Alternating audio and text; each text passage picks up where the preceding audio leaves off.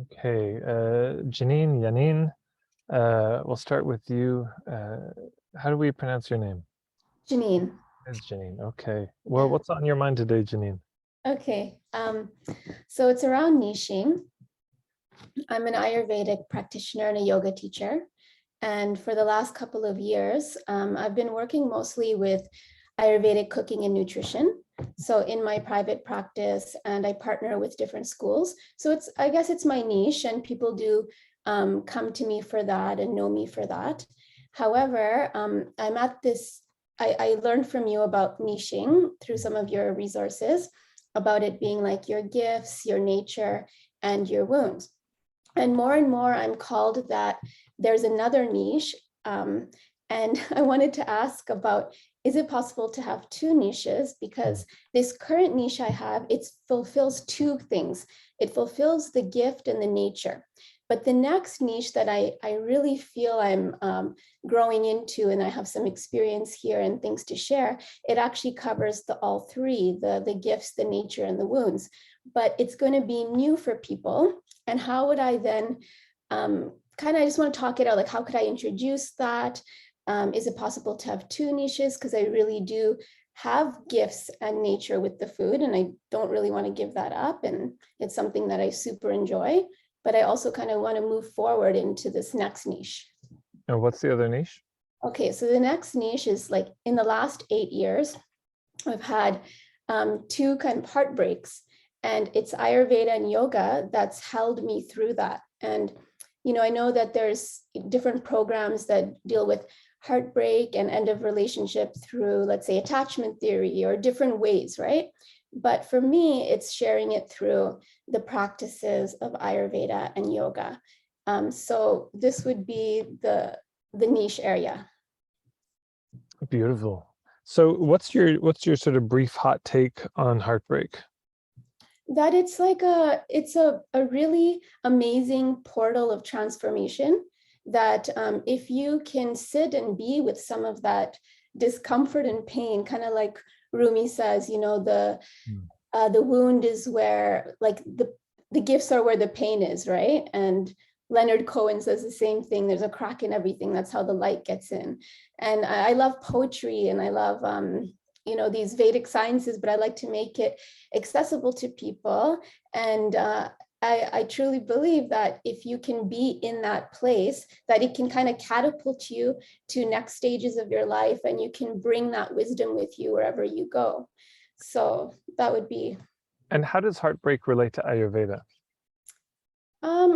Well, Ayurveda, being the science of self-healing, and yoga being the science of self-realization, it has so many beautiful practices and tools. And these are tools and practices that I use in my life. Like when I was 31, I formally started studying Ayurveda. And the reason I did is because it came from a heartbreak. I was in a different path. I was self-studying. And then this heartbreak, it changed my whole life. And then I said, oh, I want to dedicate my studies and my life to Ayurveda. And it was that heartbreak that brought me there. And throughout that time of healing, I was, going through the practices of Ayurveda and yoga, applying them on myself and coming through them. And they're just amazing, beautiful self-connection practices. Can you give us one example of an Ayurvedic practice that relates to heartbreak? Sure. So something as Ayurveda really loves self-touch, compassionate self-touch. So we're often, touching ourselves in a way where we're just kind of hurrying and getting ready for the day, or we expect a touch to be something we give to others, or it could be something that's sexual, right? But Ayurveda really focuses on how can we touch ourselves in a compassionate and loving way daily. And the practice is called Abhyanga, which is an oil massage. It's something that you can go to a practitioner or a therapist and do, but we also encourage everybody to do this at home by themselves, either daily or once a week, where you just, you set it up in your bathroom. It can take 10 minutes. It doesn't have to be a big thing. And you apply oils on your body. and you stop at different places and you give yourself gratitude. And then there's also a certain method and how you would move down the body across the different limbs and everything like that. But it's definitely an act of self-love. And why are you so passionate about Ayurveda and yoga? I mean, why those two? It's something that has just been with me for, since decades. It's something that's just been part of my way of living, my soul, how I just move through the world. It's something that it's home for me. Yeah, but people can have bad things that have been with them Right. Yeah. Okay. for decades too. So why these two? What is it you admire about them so much? What's the value you see in them both? They're amazing ways to get to know ourselves. So through Ayurveda and yoga, I mean, there's so many ways where we can connect to the self and be curious about ourselves. Yeah.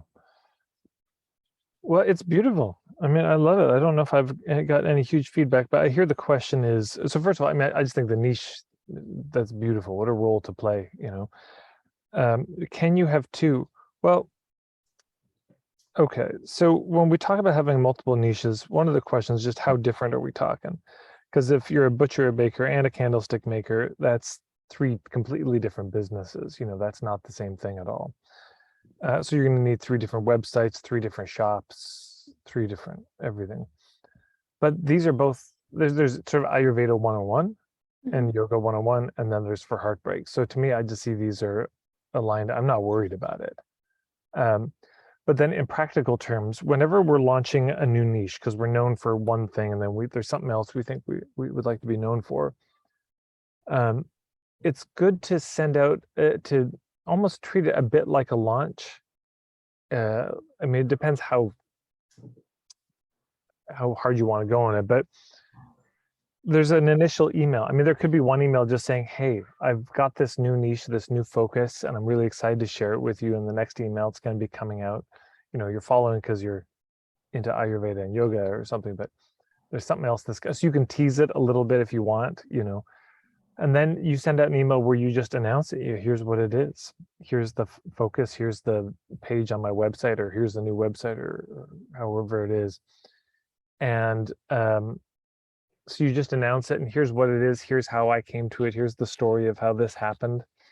And then this could be like next email. Here's some of I'll tell you about the offerings that I have around this next email, And you can be asking people to spread the word. Hey, could you cut and paste this and share it on social media? Or go to this post I made and tag folks.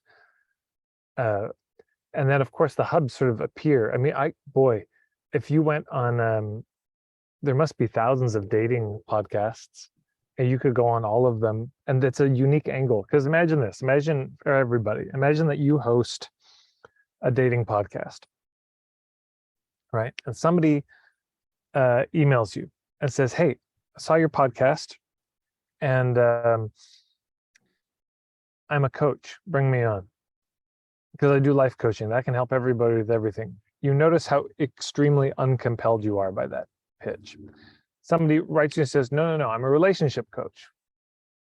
It's a little bit better, but it's still like, so what? And then somebody says, no, I'm not just a relationship coach, I'm a dating coach, and you have a dating podcast. This is perfect. But do you think that you're the first person who's a dating coach who's reached out to them to be interviewed on their podcast? You are not the first. So then you say, oh, I'm a dating coach, but I'm different than all the other dating coaches. You see what I'm saying? But if you say, look, I'm not a dating coach, but I know a lot of your people must be dealing with heartbreak, and I come at it from this angle of Ayurveda and yoga, and I just thought it might be of interest. As a podcast person, I'm just thinking that's a fresh angle. I've never heard that before, and I'd be very likely to explore it. And then, of course, as you're being interviewed, you can be talking about the food and the asanas, and all. You can be talking about the other work that you do. It doesn't have to be banished at all. But anyways, I think it's great. Those are my thoughts. Okay. Thank you. And in those announcements that you suggested to Yeah. do by emails, can that also be done like via social media channels? Yeah. Of course. Yeah. Okay. Awesome. Thank you. Thank you so much.